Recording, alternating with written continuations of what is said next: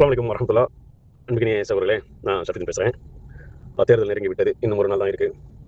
யார் ஆட்சி ஆள வேண்டும், ஆட்சியாளர்கள் யார் வர வேண்டும் என்று அனைத்து கட்சி தரப்பிலையும் தமிழ்நாடு மக்களுக்கு சாதகம் பாதகம், எதை செய்வோம் அதை செய்வோம் அப்படின்ற வாக்குறுதிகளை ஏராளமாக அள்ளி வீசியிருக்கிறார்கள். இப்போ நமக்கு நமக்கு முன்பு இருக்கிறது ஜனநாயக கடமை. நம்மளுடைய வாக்குகளை நாம் செலுத்த வேண்டும். ஜனநாயக ரீதியாக ஒவ்வொருவரும் சென்று தங்களுடைய உரிமையை கண்டிப்பாக பதிவு செய்யுங்கள். கோடை காலம் இருக்குது. வெயிலுக்கு முன்னாடி போயிட்டு உங்களுடைய வாக்குகளை சிந்தாமல் சிதறாமல் நீங்கள் யாரை விரும்புகிறீர்களோ அவர்களுக்கு நீங்கள் என்ன பண்ணுங்கள், உங்களுடைய வாக்குகளை செலுத்துங்க. அதே போல் தமிழக மக்களுக்கு இது நலனோ அதை கருத்தில் கொண்டு நீங்கள் என்ன பண்ணுங்கள், வாக்குகளை சேகரிங்க. இப்போ நான் காரணம் என்னென்னா, நான் மாற்றத்தை வேண்டும், நல்லாட்சி வேணும், நாங்கள் தான் தூய்மையான ஆட்சி அப்படின்னு சொல்லக்கூடியவர்கள் வாக்குக்கு ஏன் காசு கொடுக்குறார்கள்?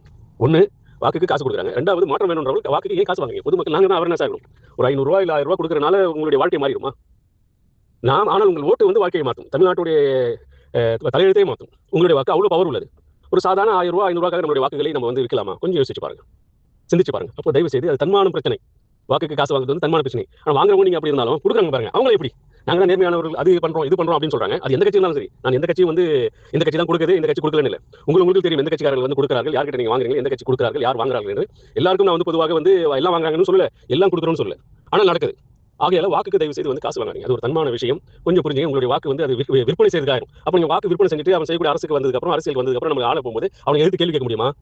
காசு வாங்கி தான் ஓட்டு போட்ட, நீ எல்லாம் பேசலாமா அப்படின்னு சொன்னா அப்போ சிந்திங்க. சரிங்களா? தன்மானம் மிக்க பிரச்சனை. அதனால என்ன பண்ணுங்க, உங்களுடைய வாக்குகளை தயவு செய்து விட்டுறாதீங்க. நிறைய சொல்கிறார்கள், வாக்கை விட்டால் இதுக்கு சமம், அதுக்கு சமம், அதுக்கு சமம். நான் அந்த வார்த்தைகள் எல்லாம் யூஸ் பண்ண விரும்பல. சரிங்களா? ஆகையால உங்களுடைய தன்மான பிரச்சனை, உங்களுடைய வாக்கு உங்களுடைய உரிமை. உங்க வீட்டில் உரிமை ஒருத்தர் கொண்டாடணும்னு சொன்னா நீங்க விட்டுறீங்களா? அப்போ உங்க உரிமையை, அந்த உரிமை எனக்கு போடு அப்படின்னு சொல்லி காசு கொடுக்குறாங்களே, அது வாங்குறீங்களே, அது எந்த விதத்தில் சரி? பொதுமக்களாக இருந்தாலும் சரி, கட்சிக்காரர்களாக இருந்தாலும் சரி, ஏன் காசு கொடுக்குறீங்க? நீங்க இதுதான் நேர்மையா? காசு கொடுத்து ஓட்டு வாங்குறது நேர்மையா? அப்போ இது தமிழகத்தில் அப்படிதான் இருக்கு. எல்லா கட்சியும் அப்படி செய்யறாங்க. இருந்தாலும் பொதுமக்களுக்காக நான் அவர்னஸ் செய்யறேன். பொதுமக்களாக நீங்க என்ன பண்ணுங்க, ஒவ்வொருவரும் என்ன பண்ணுங்க, புறக்கணிகள். காசு கொடுத்தால் வேணாம். இந்த 500 கொடுக்கறதுனால என்னுடைய உரிமையை நான் விட்டு கொடுத்துருவா, நான் ஒரு பெரிய பணக்காரன் வருமா, என்னுடைய பிரச்சனைகள் தீர்ந்துருமா? பிரச்சனைக்கு தீர்ல கேட்டா நான் அன்பளிப்பா கொடுக்குறோம், ஒரு பாசமா கொடுப்பேன். ஏன் கொடுக்குறேன்? என்னுடைய உரிமை நான் யாருக்கு செலுத்த வேண்டும் அப்படின்றது நாம தான் முடிவு பண்ணணும். சோ அரசியல்வாதிகள் அப்படிதான் செய்வாங்க, எந்த கட்சியாக இருந்தாலும் சரி.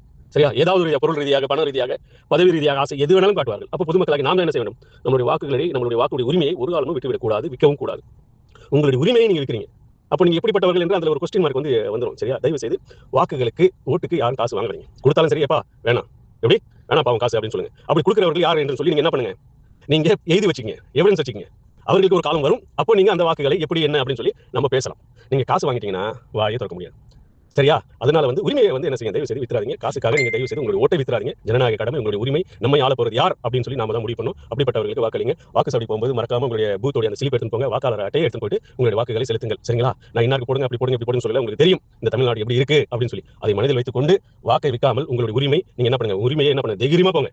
தைரியமா போட்டு உங்களுடைய உரிமையை வெல்லுங்கள், வித்துறாதீர்கள். இதுதான் நான் இந்த மக்களுக்கு, உங்களுக்கு சொல்லக்கூடிய ஒரு இறுதிக்கட்ட வாக்காளருடைய அந்த சிந்தனையை உங்கள் மனதில் நான் செலுத்துகிறேன். ஏற்கனவே வாங்கியிருக்கலாம், வாங்காம கூட இருக்கலாம். சரிங்களா? அதனால வாங்கியிருந்தால் தயவு செய்து முடிஞ்சிருக்கு, நீங்க என்ன பண்ணுங்க, ரிட்டர்ன் பண்ணிருங்க.